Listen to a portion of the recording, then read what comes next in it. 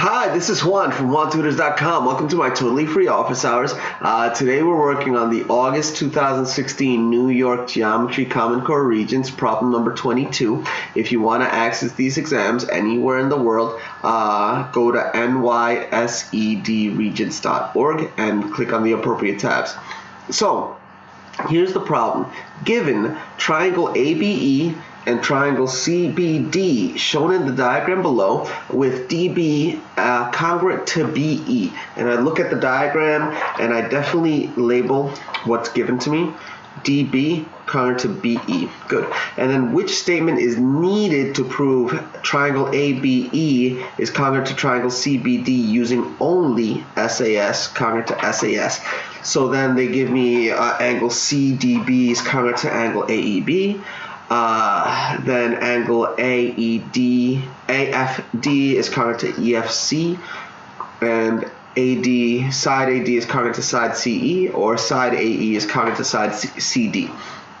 Okay, so definitely pause the video, see what you get, and if you get the same answer that we do, definitely hit the like button to let us know that you got the same answer as us. So here's what we do. This is advice that I give to a lot of students. They find a lot of success by doing what I'm about to do. What I suggest is to separate this diagram into two parts. So there's triangle A, B, E. Okay. That's the best I could do. And then there's triangle BCD. So BCD is shorter. Okay? And recognize that, you know, the vertices that appear in one triangle are the same vertices that appear in the other triangle. So this B and this B are the same B, but this is E, this is A, this is D, and this is E. C, sorry. And then of course there's their vertex F is in there, but that's not too relevant, so I'm not going to put that in unless I kind of need it. And the same deal goes for vertex E on side BC and vertex D on side BA. So let's see what we can do here. We know that BE, this side, is congruent to DB, which is this side of this triangle. So now we have one pair of sides. So we need SAS congruent to SAS, and that's our only option.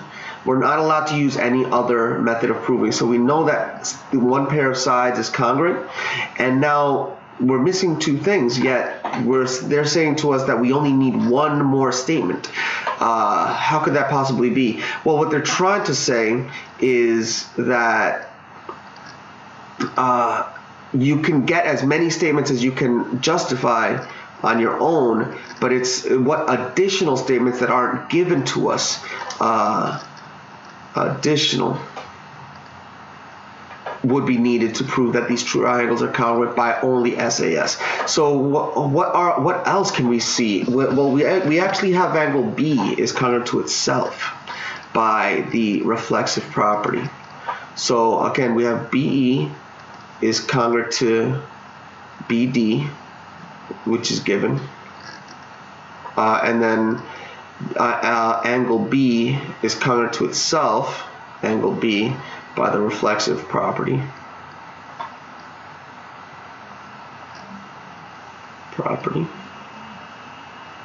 Okay, and that gives us the angle that we need. So now we need a side, and the side that we need, it has to be the side which, together with the given congruent sides, contains angle B. So it has to be, as a result, it can't be DC. That would be side-side angle, which is not a valid method of proving theorems. So this side and this side have to be congruent. That's our only option. So BC is congruent to BA is what we need. So we look to see if BC is congruent to BA.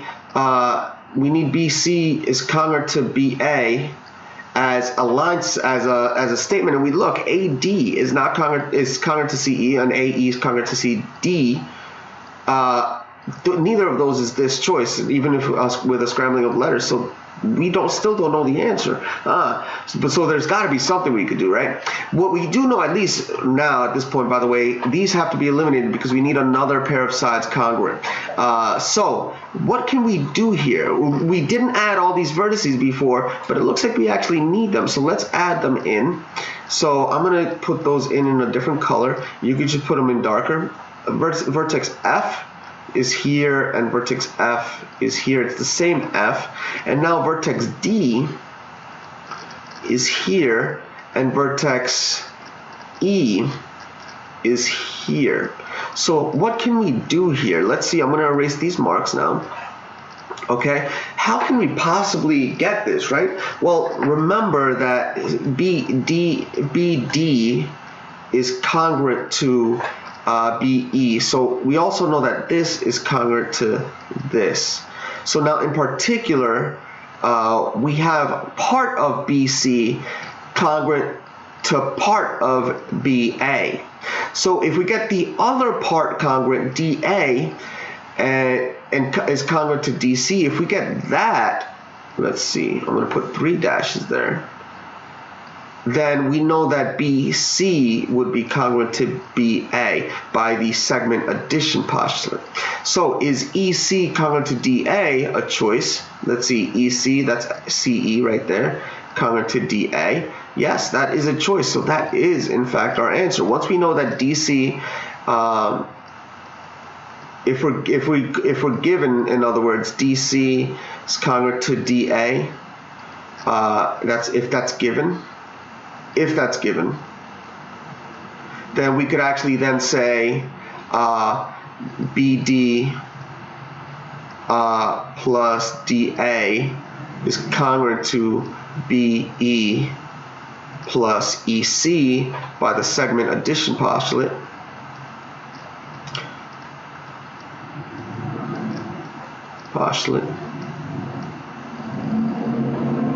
And then we can then say that, well, BD plus DA is BA, so BA is congruent to, and then BE is plus EC is BC, okay? And this is by the substitution postulate, okay? So that would prove exactly that thing that we need right here. Okay, so that's what we need. We need DC is congruent to DA. So this was a tough problem, I think, for a lot of students, and a lot of students got stuck.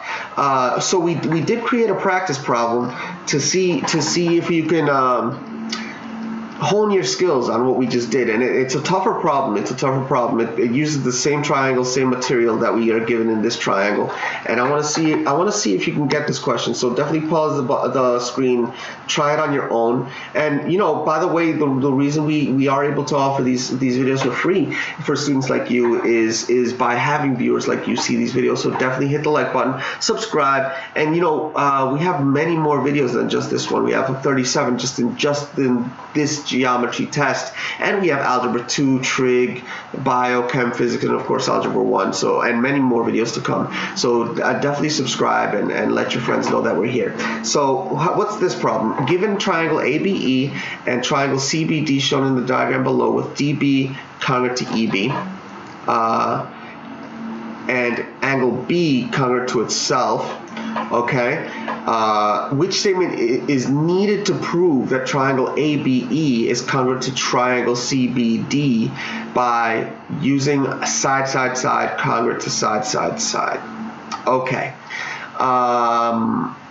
Pause the video, try it on your own. This is what we see. We know we need side congruent to side. So we do know that choice 3 is wrong automatically. So now we went from a 1 in 4 chance of getting this question right to a 1 in 3 chance of getting this right. And a 2-point problem, even on a wild guess, went from being worth a half a point to 2/3 of a point, which is significant. Those little probabilities can boost our grade tremendously. So what do we need here?